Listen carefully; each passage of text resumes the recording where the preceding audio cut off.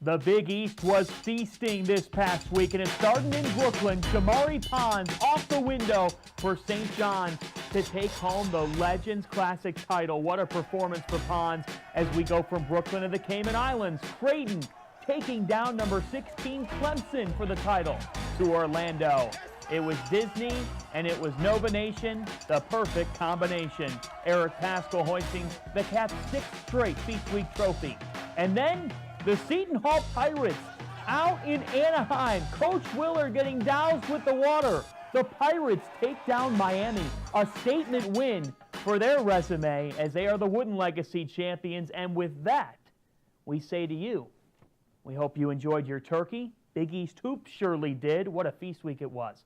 Great to be back with you, everybody. John Fanta tipping off a new shoot-around and a big week in Big East basketball as the season 3 weeks in. We've got a couple of great guests coming on. Creighton's Martine Krampelj, huge week for the Jays. Villanova's Dhamir Cosby-Roundtree, and we'll look ahead to a huge Saturday slate, including a Fox Big East doubleheader that you are not going to want to miss. So, let's look at it here further. What a feast week.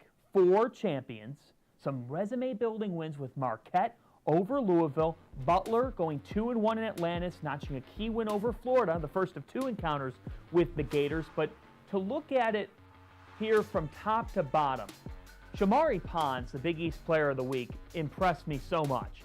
St. John's won 2 games that they don't win last year or the year before that. They found a way to get to 5-0. Behind Pons, 67 points, 12 assists. He was incredible. And then I look at these 3 other teams. Creighton, wow, Tyshawn Alexander, a testament to what Greg McDermott does in the backcourt. Villanova, they were defensively sound against a really athletic Florida State team. And to grind out a win over Florida State, that win will have so much mileage. And it shows that Jay Wright, he's got a handle on things, folks. And this team is in a growth process. You got to give them some time to grow. It's only November. When you have to replace 4 NBA draft picks, that doesn't just come easy. For Seton Hall, we knew it would be Miles Powell's team, and he just asserted himself all that much more. But Seton Hall found a new identity in Anaheim, an identity that's guided by Quincy McKnight, 12 assists to just 1 turnover on the tournament, an identity that's guided by guys like Torian Thompson, Sandro Mamukelashvili, and an identity that's guided by defense. Surprising to see Seton Hall do what they did because they had losses to Nebraska and St. Louis, but it speaks volumes about Kevin Willard. What a great coaching job. These 4 teams, though, they really flex their muscles and show that Big East basketball is in a retooling year, but it wasn't just going to be corrected here in the first week or the second week of the season. And so that's why this past week was so key for the conference. A big bounce-back week. We'll see where they go from here. More marquee non-conference showdowns to come. But we had on the Fox College basketball reporter Andy Katz to ask him what was the most impressive of the 4 Feast Week champions. Here's what he had to say. To answer the way that they did in Feast Week, what's your overarching take on this league now? Is it still too early, or what's your feel at this point? Better, much better. It was much needed. Because there was a little, I don't know if I'd say crisis situation the first 2 weeks of the season, but they needed these wins, and it sort of gave a little bit of a reset. So I think that's just so important for the league. Of the 4 Feast Week champions, who's the most impressive? I'm going to probably lean toward Creighton because Creighton, had already lost at home to Ohio State, and was supposed to be rebuilding. And maybe they still will ultimately.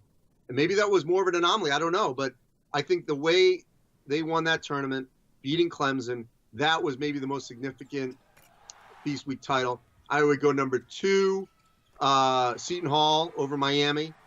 Even though I'm not convinced Miami's a tournament team, just the fact Seton Hall went out there and won that. 3, Villanova over Florida State. But I expected Villanova to obviously be that kind of team that could beat Florida State. And then only 4 St. John's, just because, I'm a little down on Cal, and I'm not convinced yet on VCU. So that really sets the table here for St. John's going forward in non-conference play. They have UMass tonight on FS1, but really their biggest test yet. Saturday, it's down in Miami. They'll take on a Georgia Tech team that's Ken Pom Top 100, and that's one that you'll get more of a gauge on St. John's. The fact is, in late-game situations, when they need to find a way against a power conference opponent in Cal and then a team that's made the habit of making the NCAA tournament at VCU, they found a way to win those games that they might not win beforehand in years before. So interested to see the Johnnies going forward, still receiving votes in the AP Top 25 as an unbeaten. But let's turn the page to Nova and really dive into what Villanova did here before we welcome on Dhamir Cosby-Roundtree. This is a Cats team that was in a strange place after the back-to-back losses. First time in 5 years, first time in forever, hard to believe, but to do it the way that they did with quality victories over Oklahoma State in the semifinals, and then this is a defensive battle with Florida State. Colin Gillespie's floor game, so impressive. I thought he was a real game manager, and then some showed his growth into the point guard role that he learned under the tutelage of Jalen Brunson, and then Dhamir Cosby-Roundtree over 11 and 11 as the average. And look at the Cats. I mean, you can't take that for granted. 6 straight Feast Week titles, and they're not facing slouches. They beat a Florida State team that had quite the run last year, and so that puts it into perspective here. Let's get more of it from Dhamir Cosby-Roundtree.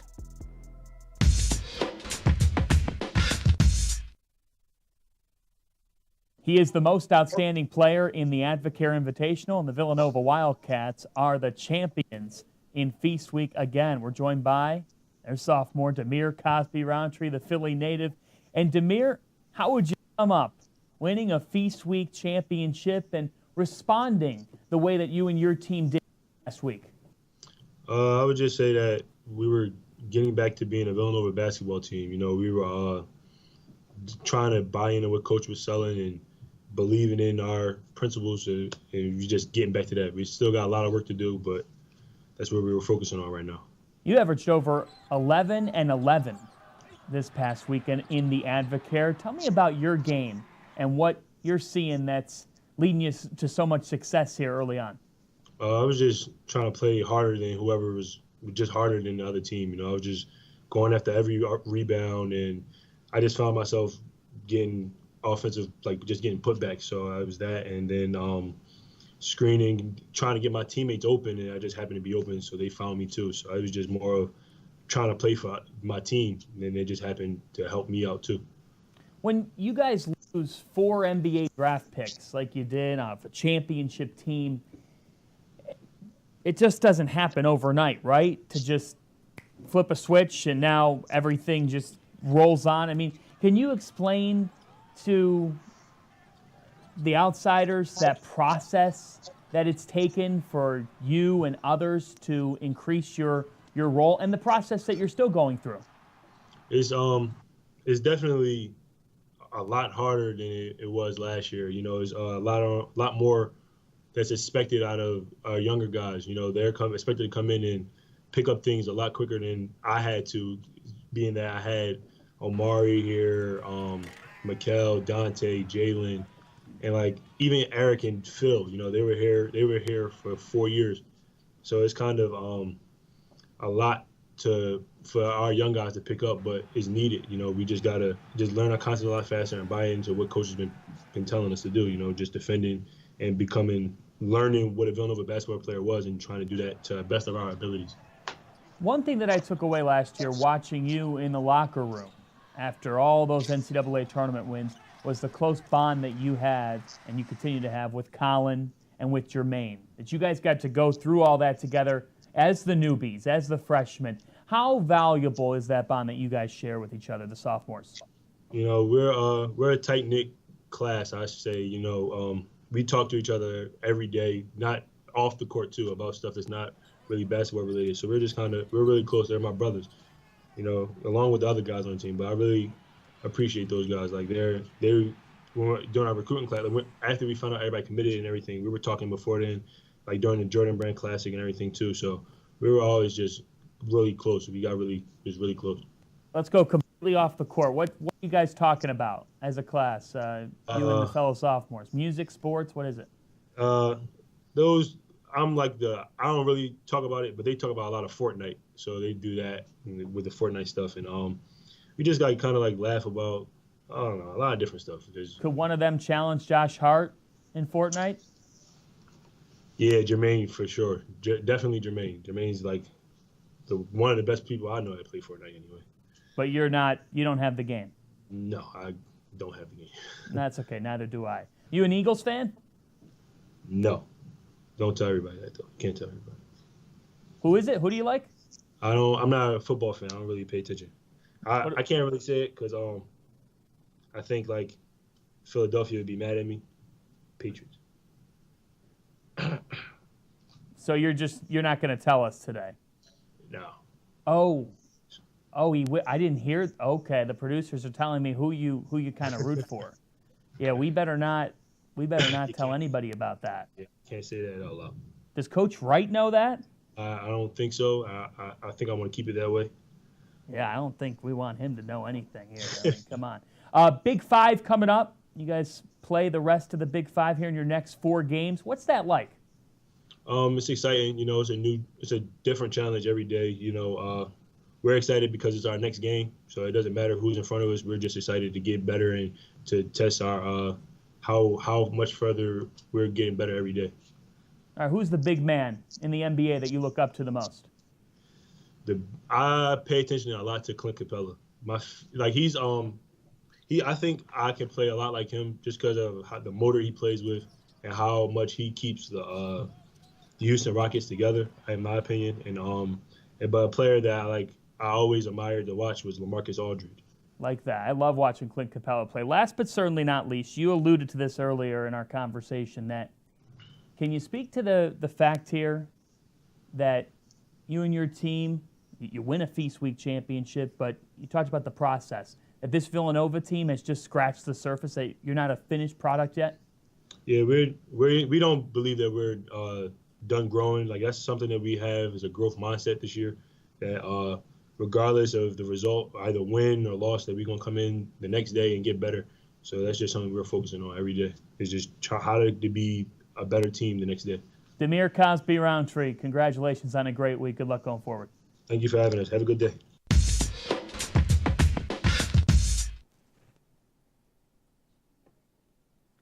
Well, the NFL fandom question, the fact that Jay Wright does not know, I mean, that's interesting. There's a case where the recruit is not letting the coach in on who he roots for during the visit, because as we know, Jay is a huge Eagles fan. He was a part of that Super Bowl run, was very invested into them. I mean, he's a huge Philadelphia sports fan. He even participated in Bark in the Park with the Phillies. So, Dhamir, fan of Bill Belichick, I don't know here. We could be starting a little bit of NFL drama. Great to have him, though, and what a run for the Wildcats to take the Advocare Invitational as we go from the Cats all the way out to Omaha, where Creighton has a huge week ahead of them.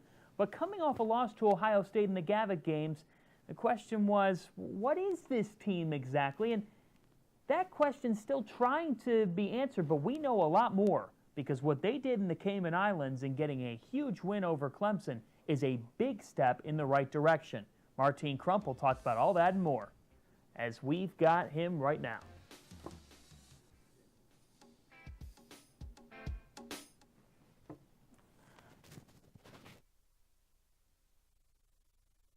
The Creighton Blue Jays won the Cayman Islands Classic last week, and now they're back in Omaha to rev up a homestand against Montana on Wednesday on FS1, and then #1 Gonzaga coming to town on Saturday. We're joined by junior Martine Krampelj.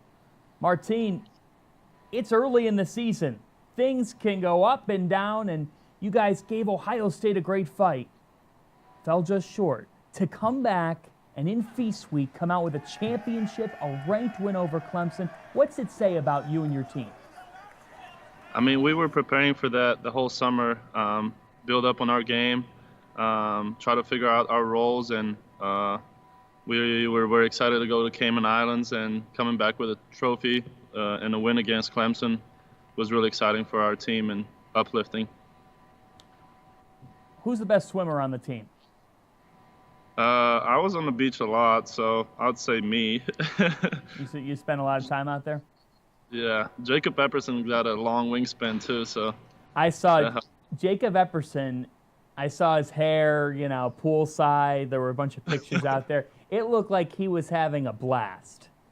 Oh yeah, all of us, we had blasts. Did Coach Mack, any cannonball? No, but he was trying to throw us around a little bit and dump us under the water. Throw you around a little bit? What was he doing? Yeah, we were with the He can't battle with you guys.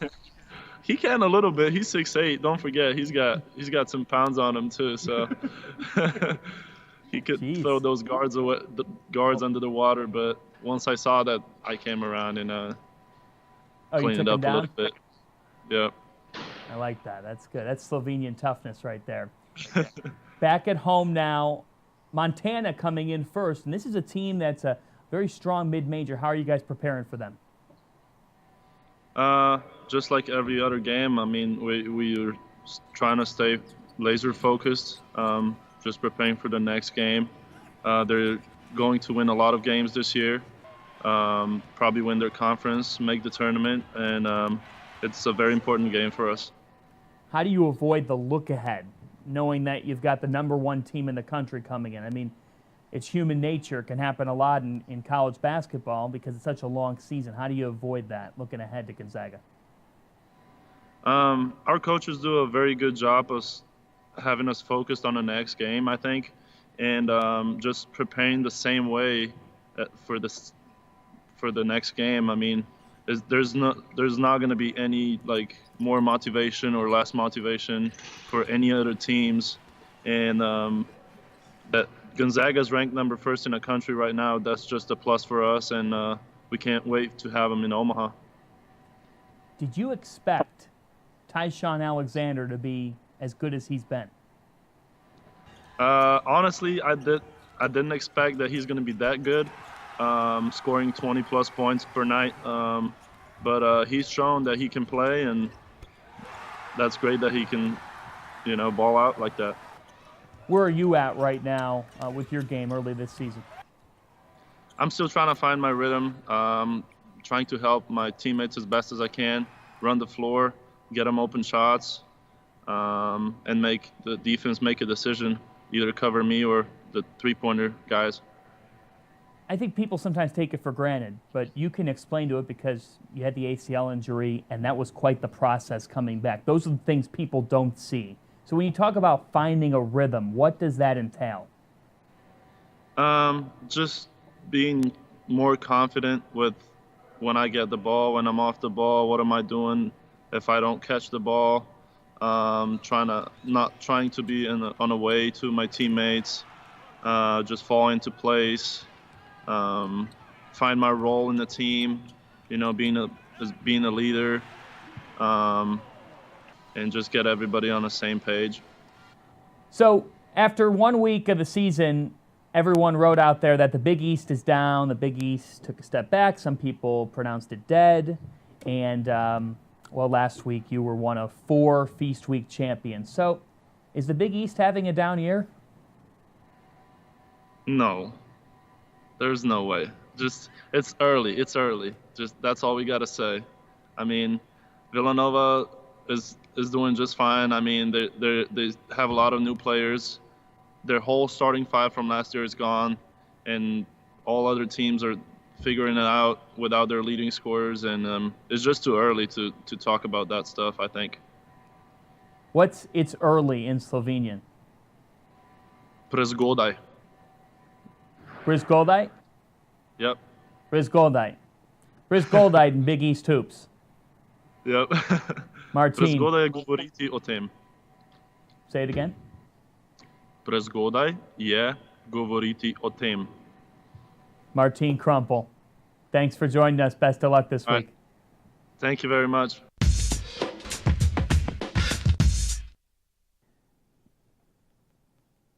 We go back to Brooklyn now. What a week it was for Shamari Pons and St. John's to take the Legends Classic title home. We've got the sights and sounds from the Johnny's run.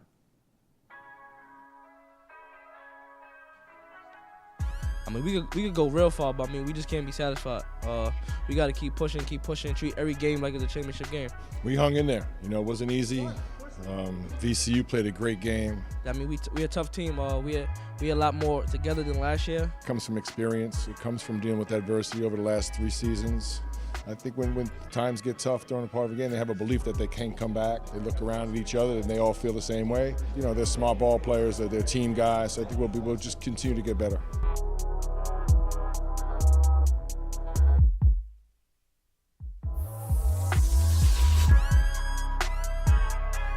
We hung around, got it to overtime, and then Shamari Pons took over. Coach drew the play up. He just wanted me to get downhill, and he just wanted me to get a great look. So, I mean, I got a full head of steam, and I just put it up and it went in.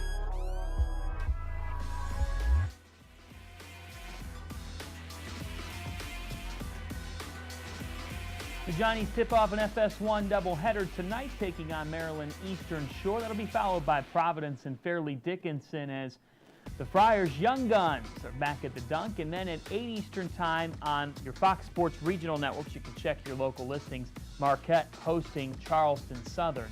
3 games on tap for tonight, a couple more tomorrow, and a huge Saturday on deck. The December Saturdays are really the next pivotal games for the Big East. When you look at it, it's Gavitt games, it's Feast Week, and then it's these Saturday games. What a Fox doubleheader. Seton Hall welcoming in Louisville, Chris Mack making his return to the Prudential Center, and then that's followed by the #1 team in America, Gonzaga, paying a visit to Omaha in what should be an absolutely rocking Chi Health Center. I cannot wait for that scene. We are going to be live Saturday, 11 a.m. Eastern time with a pregame show for that one, as well as the whole day. But Gonzaga now without Killian Tilly and said last night Gino Crandall. Gino Crandall now out 4 to 6 weeks with a broken hand. So the Zags are shorthanded. They pay a visit to Creighton. You've got URI Providence, which is always fun, and a key game for Marquette. Marquette still has Wisconsin and Buffalo on the schedule, but that's a big game for them against a ranked Kansas State team that went all the way in the Elite Eight last year. So that will be huge, as there are 7 games in total on Saturday that make for a really, really interesting Saturday across Big East basketball. So again, I'm back with you Saturday, 11 a.m. Eastern. That is 10 a.m. Central Time. Cannot wait for that, as we've got a huge day of Big East basketball. We'll be setting the table for the #1 team in America, Gonzaga, visiting Creighton, as well as Seton Hall, Louisville, and so much more. So join us then. Follow us on Twitter at Big East MBB, Instagram Big East Com, Facebook page as well, as we've got you covered here as the Big East grind really revs up. Hey, we're just over a month away from conference play, so now is the time for the league to get those resume wins. They surely got a lot of them during Feast Week. Have a good rest of your day, everybody, and thanks for tuning in to Shootaround.